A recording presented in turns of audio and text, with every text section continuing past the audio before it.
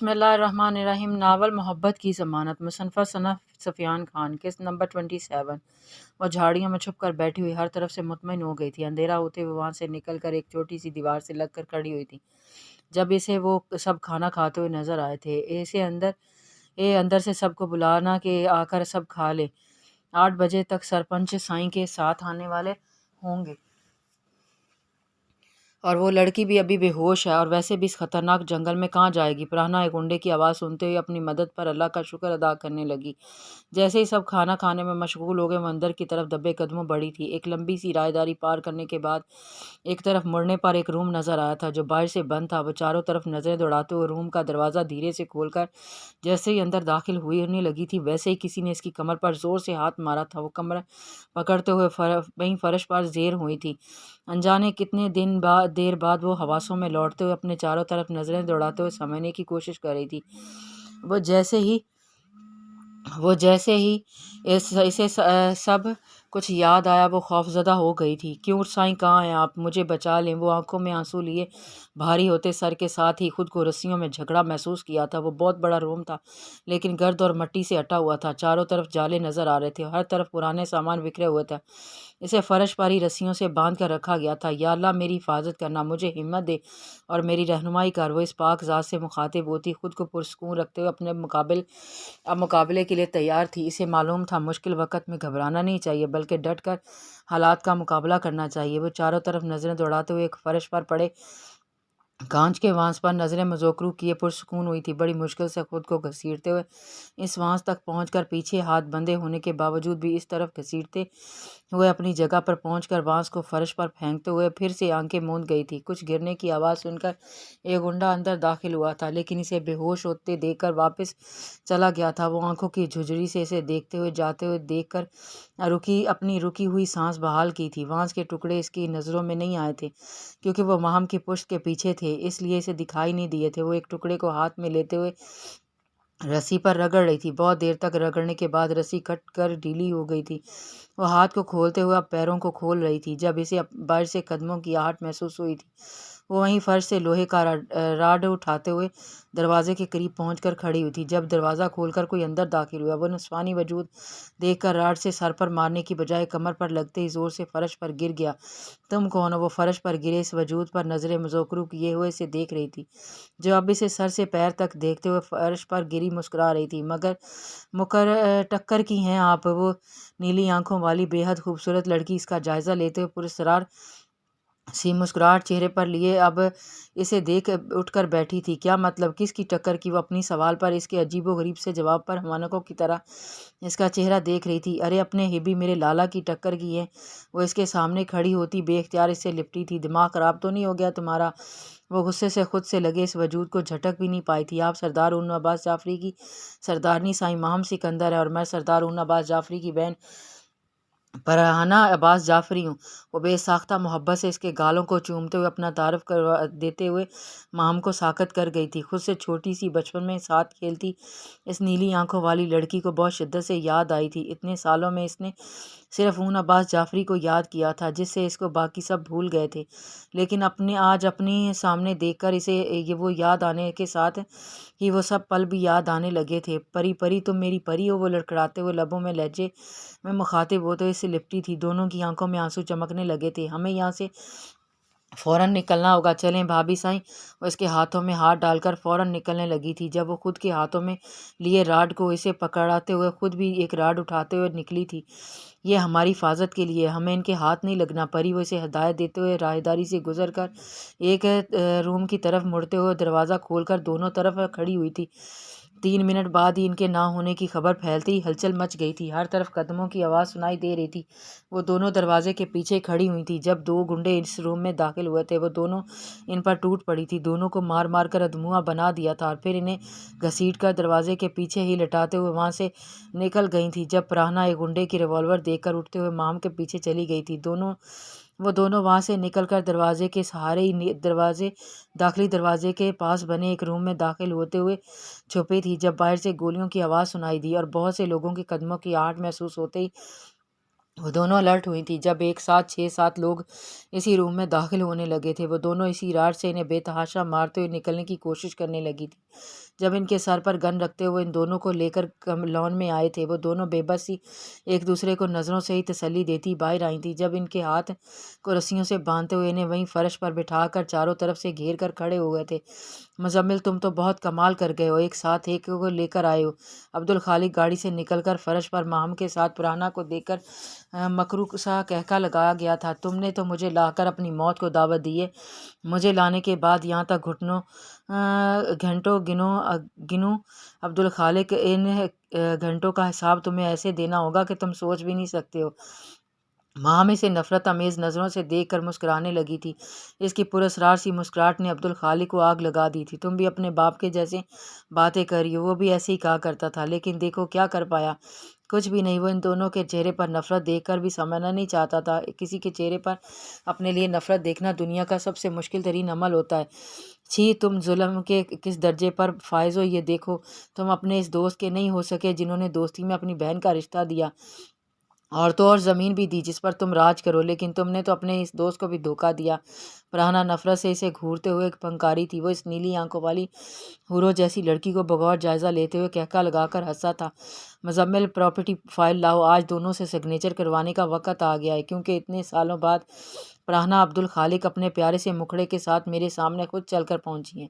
وہ اس کے قریب جھکتے ہوئے اس کے گالوں کی طرف ہاتھ بڑھایا تھا، جسے وہ اپنے چہرے کو پیچھے کرتے ہوئے پھنکاری تھی۔ سنا نہیں آپ نے کہ میں پرانا عباس جعفری ہوں، مجھے آپ سے، آپ کے نام سے نفرت ہے۔ ارے دنیا میں کوئی ایسا باپ کسی نے دیکھا ہے؟ اس کی بیٹی اس کے ظلم سے بچنے کے لیے روپوش ہو جائے، گھٹ گھٹ کر زندگی جینے پر مجبور ہو جائے۔ جب بھی میں اپنے آپ کو سوچتی ہوں مجھے خود سے نفرت محسوس ہونے لگتی ہے۔ وہ زور سے چیختے ہوئے وہاں کھڑے سبھی نفوس کے ساتھ دو طرف سے اندر آتے، وہ دونوں وجود بھی ساکت کھڑے رہ گئے تھے۔ اس کا درد انہیں خود پر محسوس ہوا تھا، آنکھوں کے کنارے لال سرخ ہوئے تھے۔ تمہارے کہہ دینے سے رشتہ نہیں بدل جائے گا، رہوں گا میں تمہارا باپ ہی۔ وہ غصے سے خونخوار نظروں سے اسے گھور رہا تھا۔ باپ کا کوئی ایک فرض بھی ادا کیا ہو تو میں ابھی اس پراپرٹی کے پیپر سگنیچر کر دوں، لیکن نہیں، جس کے لیے تم نے دربدری کا کھیل کھیلا ہے نا، میں کبھی مر کر بھی تمہاری خواہشات کی تکمیل نہیں ہونے دوں گی۔ وہ بھی اب کی بار آنکھوں میں آنسو لیے زہر خند مسکراہٹ سے کہتے ہوئے اسے آگ میں جھونک گئی تھی۔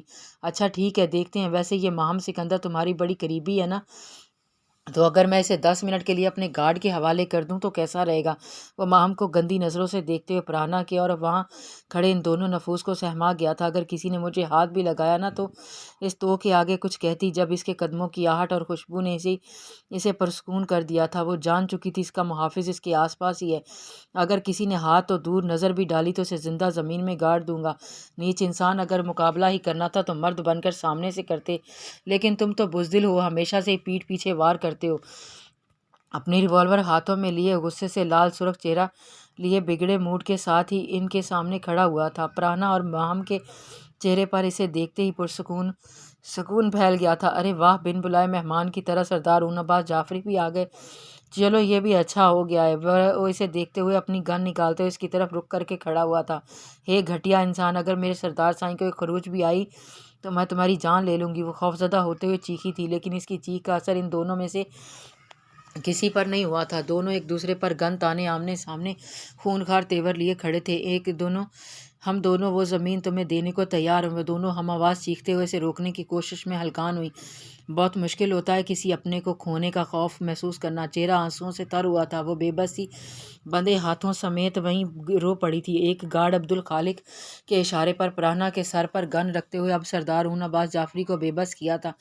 اگر تمہارے ریوالور سے ایک گولی نکلی تو دو تمہاری گولیاں تمہاری بہن کے وجود میں پیوست ہوں گی۔ بازی تمہارے ہاتھ میں ہے۔ وہ بھول گیا تھا انصاف کرنے والا اوپر بیٹھا ہے، جو اپنی اولاد کا نہیں ہو سکا وہ کسی اور کا کیا ہوگا۔ لیکن میں سردار اون عباس جعفری ہوں، عباس جعفری کا بیٹا، سکندر جعفری کا بھتیجا اور سردار اون انیس جعفری کا پوتا ہوں، اور اگر اپنے رشتے کو نبھانے میں پیچھے نہیں ہٹتے بلکہ اپنے رشتوں کو بچانے کے لیے اپنی جان بھی قربان کرنے کو تیار ہوتے ہیں۔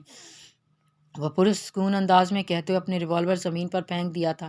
ایک دوسرے وجود نے سردار اون عباس جعفری کی بات سن کر آنکھوں میں چمک لیے مسکرایا تھا، لیکن جب اس کی نظر سامنے عبدالخالق کی انگلی پر پڑی جو ٹریگر پر انگلی رکھ کر دباؤ بڑھایا تھا، بس وہی لمحہ تھا جب وہ بے اختیار بھاگتے ہوئے ان کو دھکا دیتے گولی خود پر لے گیا تھا۔ اس کی سفید شرٹ خون سے رنگتی جا رہی تھی۔ وہ درد سے اس کے منہ سے ایک سسکاری نکل کر وہاں کھڑے ان تینوں کو تکلیف سے دوچار کر گئی تھی۔ اون ابھی تک اپنے سامنے گھٹنوں کے بل گرتے ہوئے شازل زاویار کو بے یقینی سے دیکھ رہا تھا جبکہ پرانا بے تحاشا روتے اسے پکار رہی تھی۔ تم شازل اسے دشمن کو بچانے کے بارے میں سوچ بھی کیسے لیا؟ عبدالخالق بھی اس کی شرٹ کو لال ہوتا دیکھ کر ساکت ہوا تھا۔ کون دشمن چاچا سائیں؟ جسے آپ دشمن کہہ رہے ہیں وہ میرا جگر ہے، میرا سکون ہے، میری ہمت ہے، یہ میرا وہ دوست ہے جس کے بغیر شازل زاویار کی زندگی ادھوری ہے۔ اون عباس جعفری میرا بھائی ہے جس کو بچانے کے لیے میں اب تک اس کی نظروں میں برا بنتا آیا ہوں۔ عبدالخالق تم دشمن کی بات مت کرنا، ابھی معلوم ہو جائے گا کہ میرا دشمن کون ہے۔ وہ زہر خند مسکراہٹ چہرے پر سجا کر اپنے درد اور تکلیف کو دباتے ہوئے عبدالخالق کو شعلوں میں جھونک گیا تھا۔ اون ابھی تک بے یقینی سے شازل زاویار کو دیکھ رہا تھا، اس کی باتیں اپنے دل کے آر پار ہوتی محسوس ہوئی کر رہا تھا۔ شان پرہمنا اسے گھٹنوں کے بل گرتے ہوئے دیکھ کر تکلیف سے بے تحاشا روتے ہوئے چیخی تھی، لیکن وہ اس کی طرف ابھی تک نظر اٹھا کر بھی نہیں دیکھا تھا۔ شازل تم یہ کیا کہہ رہے ہو؟ عبدالخالق کے ہاتھوں میں لرزش پیدا ہوئی تھی۔ شازل زاویار کے اس روپ کو دیکھ کر اپنی گندی زبان سے میرا نام بھی مت لینا۔ 8 سال سے اذیت برداشت کرتے ہو تمہیں چاچا سائیں کہا تو تمہیں کیا لگا کہ سب ٹھیک ہے؟ ہاں میرے ڈیڈ، میری موم اور میرے بھائی کے ساتھ تم نے جو کیا بھی کیا، مجھے سب معلوم ہے۔ اس سب کا حساب تمہیں سود سمیت چکانا ہوگا۔ وہ اپنے زخموں پر ہاتھ رکھے بند ہوتی آنکھوں کے ساتھ عبدالخالق کے پیروں کے نیچے سے زمین کھینچ لی تھی اور پرانا اور اون کو رونے پر مجبور کر دیا تھا۔ عبدالخالق ابھی کچھ سمجھتا جب دین محمد کے ساتھ کمشنر اور پولیس کی پوری ٹیم نے انہیں گھیر لیا تھا۔ شازل یہ کیا کہہ رہے ہو تم؟ اون اس کے قریب جھک کر بیٹھتے ہوئے اسے بے یقینی سے دیکھ رہا تھا۔ بے یقینی سے بے یقینی تھی۔ خبردار اون عباس جعفری، مجھے ہاتھ بھی نہیں لگانا۔ تمہیں کیا لگتا ہے کہ ایک گولی لگنے سے مر جاؤں گا؟ اتنی اذیت برداشت کے تب تو نہیں مرا۔ یہ چھوٹی سی بلٹ میرا کیا بگاڑ لے گی؟ وہ لال آنکھوں سے گھورتے ہوئے اسے وہیں روک دیا تھا۔ عبدالخالق کو پولیس نے گرفتار کر لیا تھا۔ اس کے خلاف اتنے زیادہ ثبوت ملے تھے کہ انہیں فوراً گرفتاری کا وارنٹ جاری ہو گیا تھے۔ شٹ اپ، زیادہ بکواس کرنے کی ضرورت نہیں ورنہ منہ توڑ دوں گا تمہارا۔ اون دھاڑتے ہوئے دین محمد سے کچھ کہتا اس کی طرف بڑھا تھا۔ تمہیں مجھ سے ہمدردی کرنے کی ضرورت نہیں ہے کیونکہ شازل زاویار اعتبار کے قابل نہیں ہے۔ وہ پرانا کو خون اشام نظروں سے دیکھتا اسے رونے پر مجبور کر دیا تھا۔ وہ نفی میں سر ہلاتے ہوئے اس دشمن جانا کو دیکھا تھا جو آج انجانے کون کون سے انکشافات کرتے ہوئے اسے پچھتانے پر مجبور کر دیا تھا۔ ساتھ آئیں لیڈیز پولیس سے اہلکاروں میں سے ایک نے ان دونوں کے ہاتھوں کو رسیوں سے آزاد کیا تھا۔ پرانا بھاگ کر روتے ہوئے اس کے پاس پہنچی ہی تھی جب وہ بے اختیار ان کے بڑے ہوئے ہاتھوں کو نظر انداز کرتے ہوئے وہیں کھڑے دین محمد کا ہاتھ پکڑ کر اپنے زخمی بازو کو پکڑتے اٹھ کر کھڑا ہوا تھا۔ دین محمد اسے گاڑی میں بٹھانے لگا تھا جب پھر سے اس کی طرف بھاگتی پرانا کو اون نے اپنے بازو میں سمیٹا تھا۔ لالا، انہیں گولی لگی ہے اور خون بھی نکل رہا ہے۔ وہ بے تحاشا روتے ہوئے اس دشمن جانا کی تکلیف خود پر محسوس کر رہی تھی۔ گڑیا، آپ دونوں حویلی جائیں، میں اس کے ساتھ ہوں۔ وہ اس کے سر کو سہلاتے ہوئے انہیں وہیں چھوڑے ہوئے بنا ماہم سے ملے نکلتا چلا گیا تھا۔ دین محمد ان کے قریب آتے ہوئے انہیں گاڑی میں بٹھاتے ہوئے حویلی کی طرف روانہ ہوا تھا۔ پورا راستہ پرانا روتے ہوئے آئی تھی اور ماہم بھی اس صورتحال سے پریشان تھی لیکن پھر بھی پرانا کو سنبھال رہی تھی۔ حویلی پہنچتے ہی جہاں ان دونوں کو دیکھ کر خوشی کی لہر دوڑی تھی وہیں شازل زاویار کو گولی لگنے کا سن کر وہ سب اس کے لیے دعاؤں میں مشغول ہو گئی تھیں کیونکہ وہ بھی تو اس حویلی کا جگر کا ٹکڑا تھا۔ انیس جعفری کے 2 بیٹے کے بعد 2 بیٹیاں بھی تھیں۔ بڑی بیٹی ماہنور کی شادی انہوں نے اپنے دوست کے بڑے بیٹے زاویار صاحب سے کی جو خود کا بزنس کرتے تھے، گاؤں کا رخ کبھی کبھار ہی کرتے تھے۔ ان کے 2 بیٹے تھے، بڑا بیٹا شازل زاویار، چھوٹا بیٹا جو حمزہ کی ہم عمر تھا۔ انیس جعفری کی چھوٹی بیٹی مہناز بیگم جو بہت لاڈوں پلی تھی، ان کی شادی زاویار صاحب کے چھوٹے بھائی اور سکندر جعفری کے جگری دوست عبدالخالق سے ہوئی تھی اور وہ ویمن ٹریفکنگ کے کاموں میں ملوث تھا۔ اور جب یہ بات ان کی بیوی کو معلوم ہو گئی تو وہ انہیں بھی ٹارچر کرنے لگا تھا۔ وہ وہاں سے ایک دن زاویار صاحب کی مدد سے اپنی بیٹی کو لے کر بھاگنے میں کامیاب ہو گئی تھیں۔ انیس جعفری نے اپنے گھر کی دونوں رحمتوں کے نام سے شاہپور صدر چوک کے قریب کئی ایکڑ کی زمین لکھ دی تھی جس پر عبدالخالق نظر ٹکا کر بیٹھا تھا۔ وہ ہر حال میں وہ زمین پانا چاہتا تھا جس کے لیے وہ سکندر جعفری کو دھمکی بھی دے رہا تھا اور ان کے نکاح والے دن انیکسی میں آگ لگوا کر اور ماہم کی امی پر گولی چلوا کر جعفری خاندان کو منہ کے بل گرا دیا تھا۔ ماہم اور انا بی کو اس کی وجہ سے حویلی چھوڑ کر جانے کے بعد 12 سالہ اون عباس جعفری نے بڑا فیصلہ لیتے ہوئے زاویار صاحب سے اور اپنے جگری دوست شازل سے مشورہ کر کے پرانا کی حفاظت کے لیے شازل سے نکاح کروا دیا تھا۔ زمین اب بھی ماہم اور پرانا کے نام تھی۔ عبدالخالق اب ان دونوں کا کچھ بگاڑ نہیں سکتا تھا۔ وہ اب اپنے غصے میں کچھ بھی کر گزرنے کو تیار تھا۔ شازل 18 سال کا تھا اور پرانا 12 سال کی تھی جب ایک دن زاویار صاحب اور ان کی زوجہ سمیت ان کے چھوٹے بیٹے کا ایکسیڈنٹ ہو گیا تھا۔ سب کچھ پل بھر میں ختم ہونے کے بعد دوسرے ہی دن شاذل اون کے پاس آتے ہی بنا کچھ بولے ان سے اپنے ہر رشتے کو توڑ کر عبدالخالق کے ساتھ چلا گیا تھا۔ اب وہ بس تبھی سے ان دونوں کے درمیان دشمنی کی شروعات ہوئی تھی۔ اب اون ماہم اور انابی کو ڈھونڈنے کے ساتھ ساتھ پرانا کو بھی دشمنوں سے بچانے کے لیے رپوش کیا گیا تھا۔ وہ خود کبھی کبھی مل لیا کرتا تھا۔ آج اس انکشاف نے سردار اون عباس جعفری کو ہلا دیا تھا۔ وہ ابھی تک شوق میں تھا کہ آخر شاذل زاویہ نے جب اس سے دل سے دشمنی نہیں نبھائی تھی پھر دوستی کیوں توڑی، اور آج اس پر لگنے والی تکلیف خود پر کیوں لے گیا۔ ان سب سوالوں کا جواب خود شاذل زاویہ ہی دے سکتا تھا، لیکن وہ اس وقت آپریشن روم میں تھا جہاں ڈاکٹر ظفر اور پوری ٹیم لگی ہوئی تھی۔ وہیں ہاسپٹل کے کوریڈور میں ایک طرف وہ کھڑا تھا اور آمنے سامنے شاداب اور دین محمد بھی خاموش کھڑے دعاؤں میں مشغول تھے۔ جاری ہے